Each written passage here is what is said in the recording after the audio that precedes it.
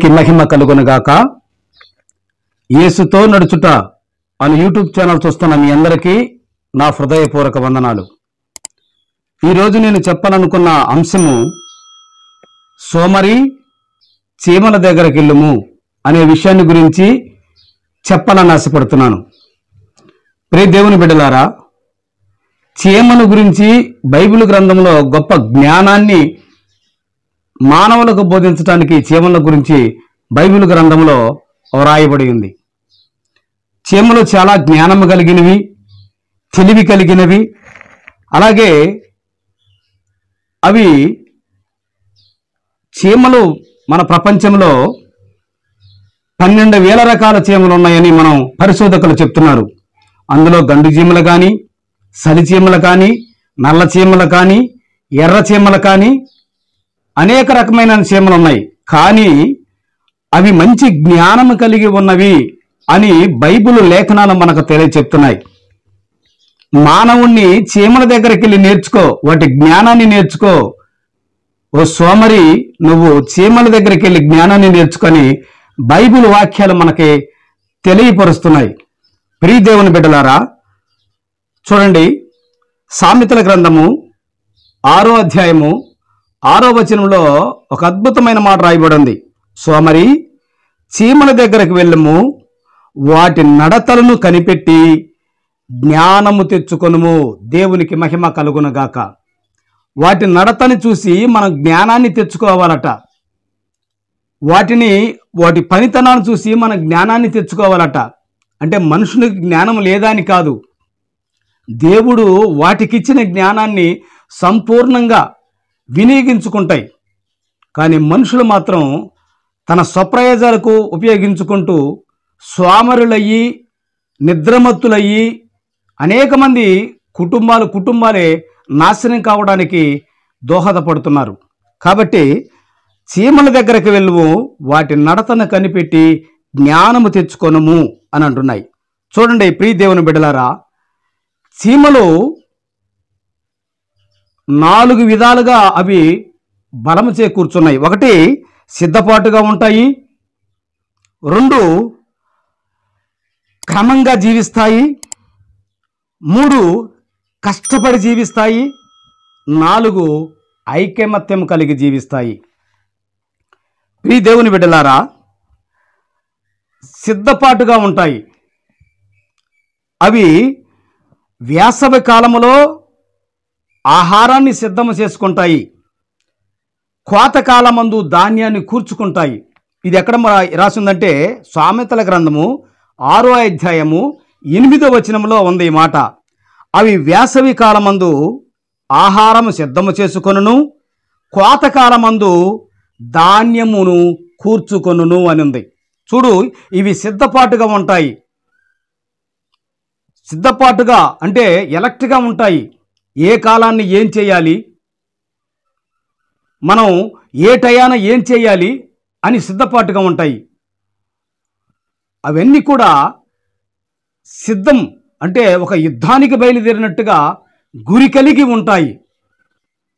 ఒక ఆహారాన్ని ఎక్కడైనా ఒక్కటి చూసిందంటే మొత్తాన్ని తీసుకెళ్ళి ఆ ఆహారాన్ని మొత్తాన్ని దాచిపెట్టుకోవడానికి ప్రయత్నం చేస్తాయి.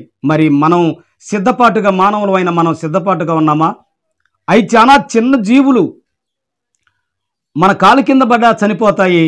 అలాగే మన ఒంటి మీద పాకినప్పుడు ఏలుతో ఎట్టని ఎట్లన్నా కూడా నలిపినా కూడా చనిపోతాయి.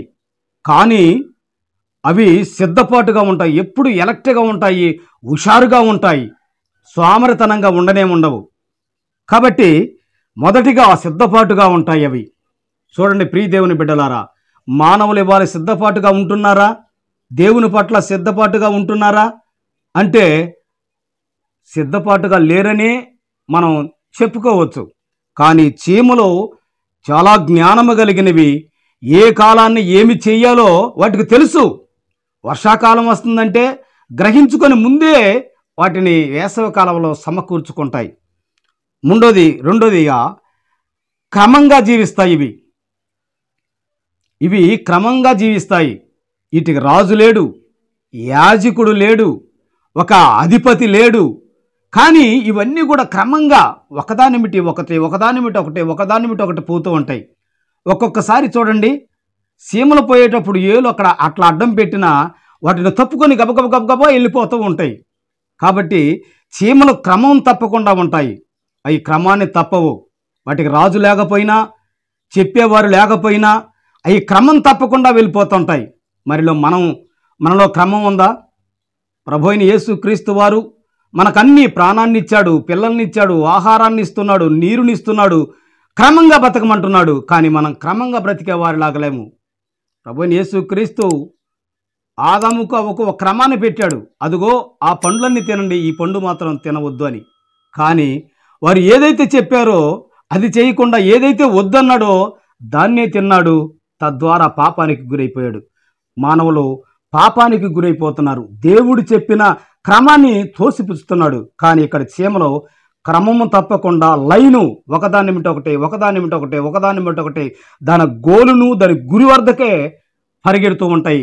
వచ్చేటప్పుడు కూడా అదే క్రమములో వస్తాయి. చూడండి ఎంత చక్కని క్రమం పాటిస్తాయో. కాబట్టి ప్రియ దేవుని బిడ్డలారా, దేవుని యందు మనం కూడా అతని ఆజ్ఞలను పాటిస్తూ మనం క్రమంగా విశ్వాసముతో మనం వెంబడించాలి. అవి విశ్వాసాన్ని కనపరుస్తాయి. వాటి పని మీద, వాటి క్రమమైన విశ్వాసము కనపరుస్తాయి. వాటి గోలుకు చేరుకోవడానికి కష్టపడి విశ్వాసముతో అవి చేరతాయి. మూడవదిగా కష్టపడే మనస్తత్వం ఉందంట వాటికి. చూడండి ప్రియ దేవుని బిడ్డలారా, కష్టపడే మనస్తత్వం. ఈ రోజుల్లో ఎంతమంది కష్టపడి కుటుంబాన్ని కాపాడుకుంటున్నారు, ఎంతమంది కష్టపడి తన బిడ్డల్ని సాగుతున్నారు, ఎంతమంది కష్టపడి ఇంట్లో చక్కగా అమర్చుకొని కాపురం చేస్తున్నారంటే చాలామంది కూడా అవిధులైపోతున్నారు. కానీ ఇవి కష్టపడి జీవిస్తాయి. ఎంత కష్టమైనా సరే, కంది గింజ ఆ చీమ మీద పడితే చీమ చచ్చిపోతుంది. కానీ ఆ కంది గింజను మోసే శక్తి చీమకుంటుంది. మొదటిసారి ప్రయత్నిస్తుంది, బోర్ల పడిపోతుంది. మొదటిసారి తర్వాత ప్రయత్నిస్తుంది, బోర్ల పడుతుంది. అయినా వదిలిపెట్టదు, మరలా ప్రయత్నిస్తుంది, అది మళ్ళా కుదరదు. నాలుగోసారి ప్రయత్నించి దాన్ని ఎత్తుకొని తీసుకొని రావడానికి ప్రయత్నం చేస్తుంది. చూడండి ప్రియ దేవుని బిడ్డలారా, ఎంత కష్టపడతాయంటే అంతగా కష్టపడతాయి. మానవుడు అసలు కష్టపడటానికే ఇష్టపడటం లేదు. కానీ అవి కష్టపడి తన ఆహారాన్ని సమకూర్చుకోవడానికి ఎంతో కష్టపడతాయి.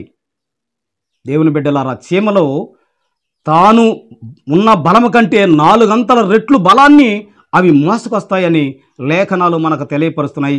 సైంటిస్టులు కూడా మనకు తెలియపరుస్తున్నారు. కాబట్టి ప్రియ దేవుని బిడ్డలారా, కష్టపడే మనస్తత్వం కావాలి. కష్టపడి ఆ గోలు దగ్గరకు పోవాలనే మనస్తత్వం కావాలి. మనలో కష్టపడే మనస్తత్వం లేదు కనుకనే దేవుని యందు అవిధేయులవుతున్నారు. అనేక మంది పాపానికి లోనైపోతున్నారు. కష్టపడే మనస్తత్వం కావాలి. చూడండి, అవి కష్టపడే మనస్తత్వం కలవి. చూడండి, గొలయాతు ఎంత ఎత్తుంటాడు, దావీదు ఎంత చిన్నవాడు, ఎంత వయసులో చిన్నవాడు, పొట్టివాడు. కానీ దావీదు గురి కలిగి కష్టపడి నేను వేసేస్తాను అని చెప్పి దేవుని యందు నమ్మిక ఉంచి గొలయాతుని వేసేశాడు. మరి మనం ఎలా ఉన్నాము? చీమలు వాటి దగ్గర జ్ఞానాన్ని నేర్చుకో అని చెప్తున్నాయి. చూడండి ప్రియ దేవుని బిడ్డలారా, ప్రతి విషయంలోనూ మనం దేవునికి అధేయతగా బతుకుతున్నాము. చీమలు చూడండి చక్కగా కష్టపడి పనిచేసే మనస్తత్వం ఉన్నాయి. అవి ఎలా కష్టపడతాయంటే భయంకరమైన పరిస్థితుల్లో కూడా, ఎంత ఇరుకులో ఉన్నా కూడా తన ఆహారాన్ని లాగటానికి లాగి లాగి లాగి చివరికి తన ఆహారాన్ని సేకరించుకున్నంత కష్టపడతాయి. తద్వారా అవి ఆహారాన్ని సమకూర్చుకొని చక్కగా భోంచేస్తూ ఉంటాయి. మరి మానవుడు ఎలా ఉన్నాడు చూడండి. 4వదిగా ఐకమత్యము కలిగి జీవిస్తాయట. అవి ఐకమత్యము కలిగి జీవిస్తాయి. అవి ఐకమత్యము మానవుల్లో ఉన్నదా? ఐకమత్యము ఇంట్లోనే ఐకమత్యం ఉండదు. తల్లి బిడ్డలకి ఐకమత్యం లేదు. మన పక్కింటి వాడితో మనకు ఐకమత్యం లేదు. మన వెనకింటి వాడితో మనకు ఐకమత్యం లేదు. మన పొరుగువాడితో మనకు ఐకమత్యం లేదు. కానీ అవి ఐకమత్యంగా ఉంటాయి. ఒకవేళ ఏదైనా సమస్య వచ్చినప్పుడు మొత్తం గుమ్ము కొడతాయి. అదే మనం సామెత మామూలుగా అంటాం కదా, బలవంతమైన సర్పము సలిచీమల చేత కుట్టి సావర సొమ్మతే అని. ఎంత బలవంతమైన సర్పాన్నైనా సరే సలిచీమలన్నీ కూడా, ఆ చీమలన్నీ కూడా ముట్టి వాటిని చంపేస్తాయట. అంత ఐకమత్యంగా ఉంటాయి. కానీ మనం ఐకమత్యంగా ఉంటున్నామా? మనం బలంగా చేకూరుతున్నామా? దేవునిలో బలంగా మనం వాడబడుతున్నామా? చూడండి ప్రియ దేవుని బిడ్డలారా, చీమలో ఐకమత్యము కలిగి బలముగా జీవిస్తాయట. చూడండి ఎంత ధన్యతో వాటికి.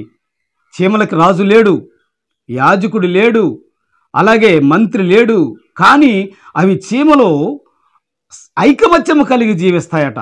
ఏదన్నా ఒక శత్రువు వచ్చాడను వాటికి అనుమానం వస్తే ఎమ్మటే మొత్తం కలిసి అటాక్ చేసి వాటిని కుట్టేసి చంపేసే దానికి చేస్తాయట. బలమైన సర్పాన్ని కూడా చలి చీమల చేత చచ్చిపోయినాయి. కాబట్టి చీమలు ఐకమత్యంలో బలము కలిగినవి. మరి మానవుడైన మనము దేవుని పట్ల ఐకమత్యంగా ఉంటున్నామా? ఐకమత్యంగా జీవిస్తున్నామా? ఐకమత్యమే బలమని లేఖనాలు మనకు తెలియచెప్తున్నాయి. కానీ మనం అలా జీవిస్తున్నామా? ప్రియ దేవుని బిడ్డలారా, చీమల దగ్గరికి వెళ్ళండి, చూడండి అంటారు. చూడండి సామెతల గ్రంథము 30వ అధ్యాయము 25వ వచనంలో ఇంకో మాట రాయబడి ఉంది.